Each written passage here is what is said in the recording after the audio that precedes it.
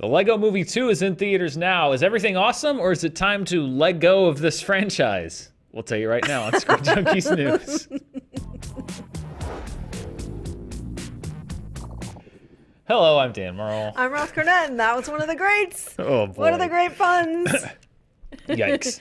Hey, you know what? Everything is awesome, and I'll confess, I've stayed away from the reviews for the most part because I just didn't want to be colored in my own experience. My theater was sadly less full than I think this movie deserves because it's great. I mean, it's really good, is what I should say. Now, the standard that was set with the first Lego movie is incredibly high. It shouldn't have worked. It surprised us. There was a twist at the end that was thematically resonant and made the movie really beautiful in terms of what it was conveying to us, the audience, the entire time. That was a surprise. It was hilariously funny.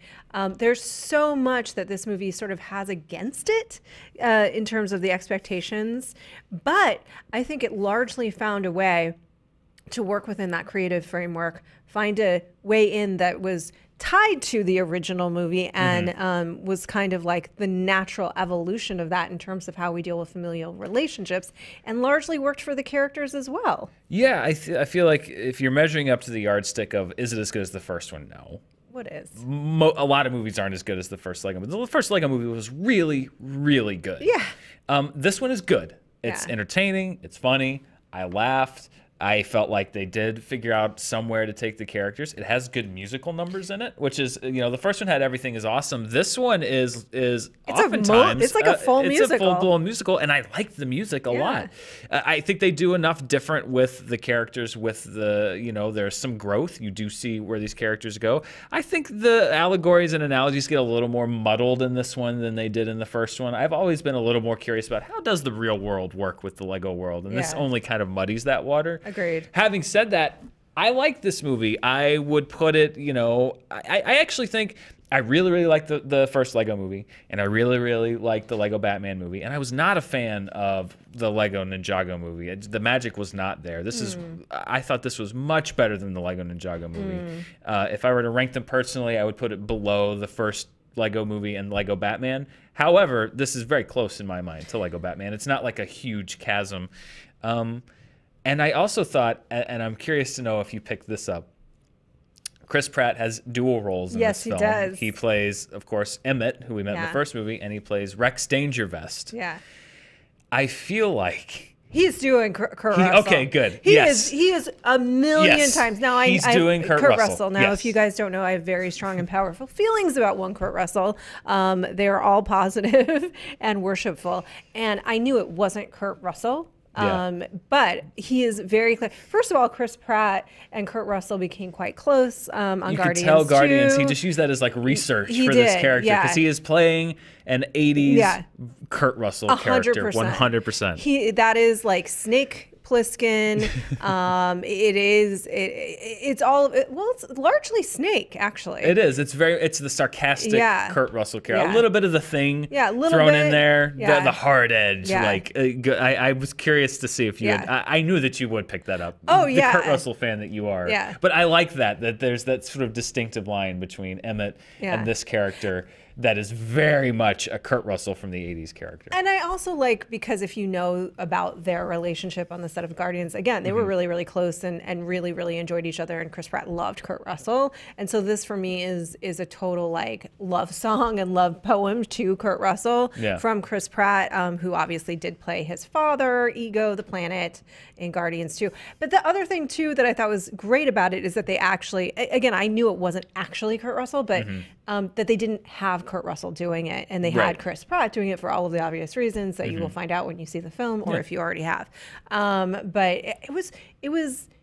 I thought, like you afterwards, I thought, well, the one sort of, I don't think it's a strike against it, but it happens in a lot of sequels, is that the analogy and the metaphor is really clean in the first one. It's very clear, it's very specific, it's incredibly targeted. It's one clear baseline with another layer on top, you know, about sort of the baseline is the idea of becoming so precious about things that you lose your joy, that you lose, you become president business, the essence of why you love something in the first place goes away. Right. Your priorities get confused. And then the layer on top of that is everyone is special in their own way.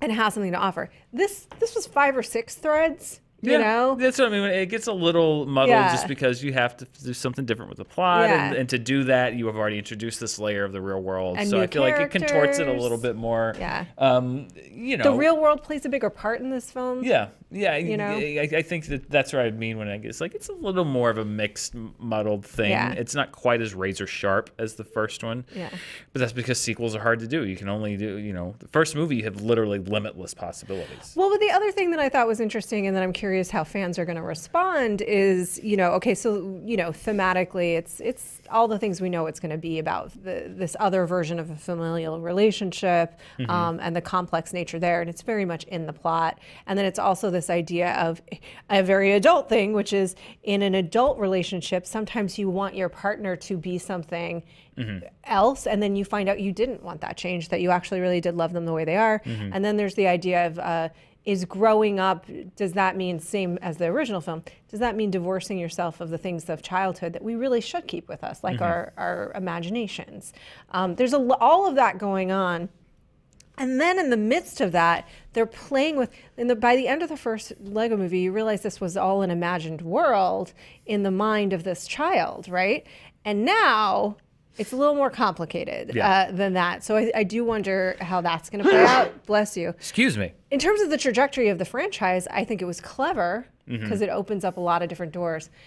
And the last thing that I'll say that they did that I thought was really cool, this is traditionally a musical. There's one big epic number by a Queen character that I loved, but that also is playing on the tropes of that kind of song by a Queen character. Very much Disney, kind of a classical Disney number by Tiffany Haddish, who I thought was great in this movie. I didn't know she could sing that well. I mean, she has elsewhere, and I just haven't seen it. She gets 2 great numbers. She gets a couple of great numbers, and that's another thing that I liked was that they sort of leaned into what worked in the first one and weren't afraid to sort of bust out of that a little more with the musical numbers and everything. So I enjoyed this. I think that, you know, again, it's whatever yardstick you measure it by. If you go in expecting a movie as great as the first movie, it's not.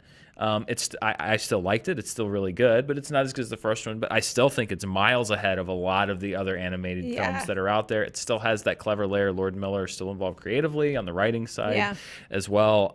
So, you know, a little drop off, but not a steep drop off. And you know, I think everyone always worries about that when you have a second film.